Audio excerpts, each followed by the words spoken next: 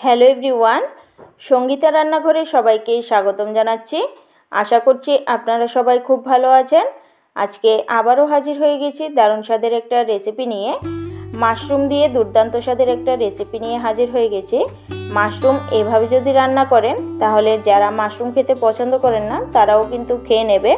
তাহলে ভিডিওটা স্কিপ না করে পুরো ভিডিওটা দেখার অনুরোধ রইল। তো চলুন শুরু করা যাক আমার আজকের এই রেসিপি। আমি এখানে 500 গ্রাম মাশরুম নিয়ে নিয়েছি। এগুলি দেশি মাশরুম, বাড়িতে চাষ করা হয়। এখন আমি মাশরুমগুলিকে কেটে নেব। আমি মাশরুমগুলিকে ছাড়িয়ে নিচ্ছি। এখন মাশরুমের গোড়ার দিকটাকে আমি কেটে বাদ দিয়ে দেব। এখন দু টুকরো করে আমি মাশরুমগুলিকে কেটে নিচ্ছি। এভাবে করে আমি সবগুলি মাশরুমকেই কেটে নেব। এখানে আমি সবগুলি মাশরুমকেই কেটে নিয়েছি। আমি একটু বড় বড় টুকরো করে কেটেছি। এখন মাশরুমগুলিকে আমি ভালোভাবে ধুয়ে পরিষ্কার করে নেব। এদিকে কড়ার মধ্যে দিয়ে দিচ্ছি পরিমাণ মতো জল। এখন মাশরুমগুলিকে আমি সেদ্ধ করে নেব, তার জন্য কড়ার মধ্যে দিয়ে দিচ্ছি মাশরুমগুলি। এখন মাশরুমগুলিকে আমি ঢাকা দিয়ে 5 মিনিটের মতো মাশরুমগুলিকে সেদ্ধ করে নেব।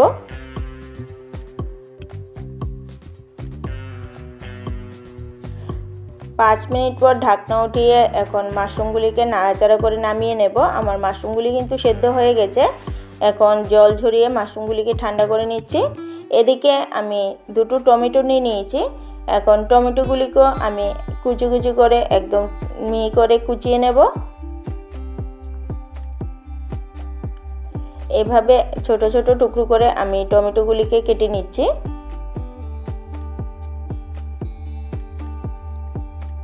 এখানে আমি সবগুলি টমেটোকে কেটে নিয়েছি।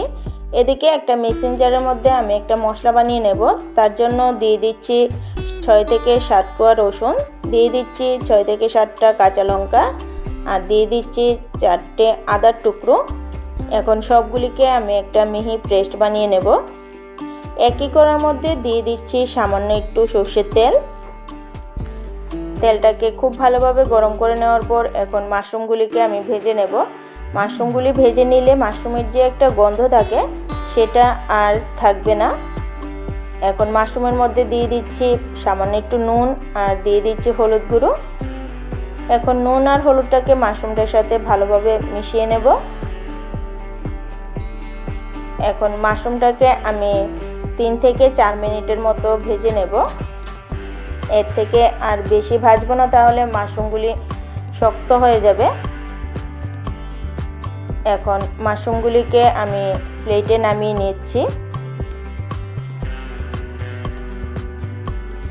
একই কড়ার মধ্যে আবারও দিয়ে দিচ্ছি সামান্য একটু সর্ষের তেল। তেলটা খুব ভালোভাবে গরম হয়ে যাওয়ার পর এখন দিয়ে দিচ্ছি এর মধ্যে পেঁয়াজ কুচি।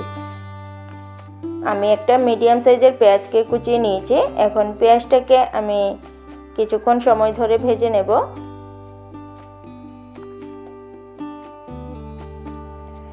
আমি পেঁয়াজটাকে কিছুক্ষণ সময় ধরে ভেজে নিয়েছি। এখন এর মধ্যে দিয়ে দিচ্ছি পিষে রাখা আদা, রসুন আর কাঁচা লঙ্কার পেস্ট। এখন এগুলিকেও আমি পেঁয়াজটার সাথে ভালোভাবে মিশিয়ে নেব। মিশিয়ে কিছুক্ষণ সময় ধরে কষিয়ে নেব, যতক্ষণ পর্যন্ত আদা রসুনের কাঁচা গন্ধটা বেরিয়ে না যাচ্ছে।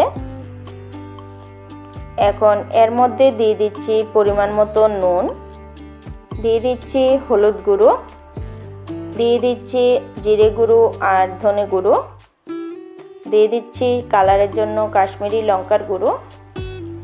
এখন সবগুলিকে ভালোভাবে আমি মশলাটার সাথে মিশিয়ে নেব। আর সামান্য একটু মিক্সিং জারটা ধুয়ে জল দিয়ে দিচ্ছি, তাহলে মশলাটা খুব ভালোভাবে কষানো হবে। এখন মশলাটাকে আমি 1 মিনিটের মতো খুব ভালোভাবে আবারও কষিয়ে নেব। মশলাটাকে আমি খুব ভালোভাবে কষিয়ে নিয়েছি। মশলাটা থেকে তেল ছাড়তেও শুরু করেছে। এখন এর মধ্যে দিয়ে দিচ্ছি কুচিয়ে নেওয়া টমেটো। এখন টমেটোগুলিকে মশলার সাথে মিশিয়ে আবারও কিছুক্ষণ সময় ধরে মশলাটাকে কষিয়ে নেব টমেটোর সাথে। কিছুক্ষণ সময় ধরে আমি টমেটোর সাথে মশলাটাকে কষিয়ে নিয়েছি। এখন এর মধ্যে দিয়ে দিচ্ছি ভেজে রাখা মাশরুমগুলি। এখন মাশরুমগুলি মশলাটার সাথে ভালোভাবে মিশিয়ে মাশরুমটাকে খুব ভালোভাবে 4 থেকে 5 মিনিটের মতো কষিয়ে নেব।